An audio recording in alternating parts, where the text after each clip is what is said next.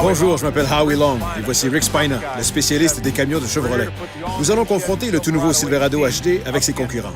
Rick, quand j'ai dit que je voulais passer à un autre niveau, c'était pas dans ce sens-là.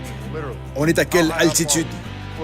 À un peu plus de 1800 mètres. Tu sais, un camion de grande capacité doit être capable d'en prendre et pouvoir accélérer sur une pente raide en transportant une grosse charge.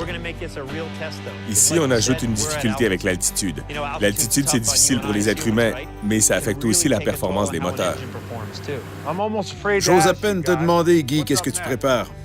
Ce matin, on a 3 camions grande capacité d'1 tonne.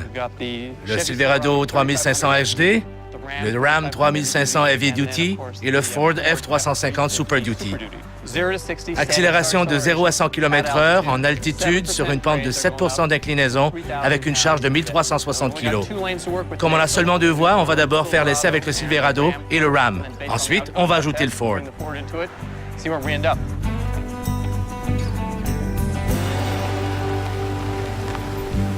3, 2, 1...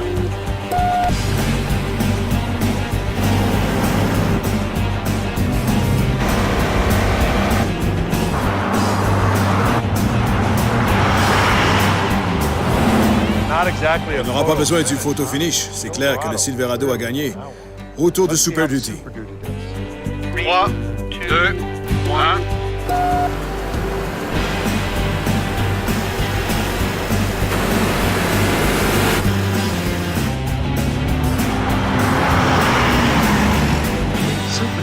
Ford en a arraché dans la pente.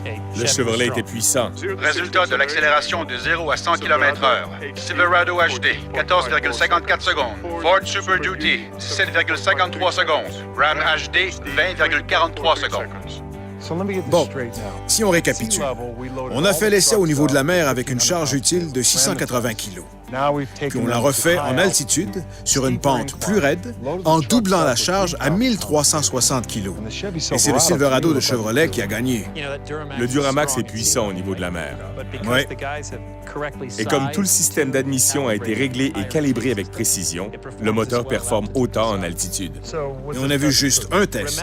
Rappelle-toi que pour obtenir la certification AMCI, le test est répété souvent. Le Silverado a gagné quoi, 2, 3 fois? Guy, combien de fois? Notre protocole exige que chaque camion obtienne le meilleur résultat à 24 reprises. Donc, même si Ford affiche des valeurs supérieures, le Silverado de Chevrolet surclasse le camion Ford tant au niveau de la mer qu'en altitude. Parce que c'est pas juste les chiffres qui comptent, mais le comportement dans la vraie vie. C'est pour ça que le Silverado HD est le camion de l'année selon Motor Trend. Peut-être.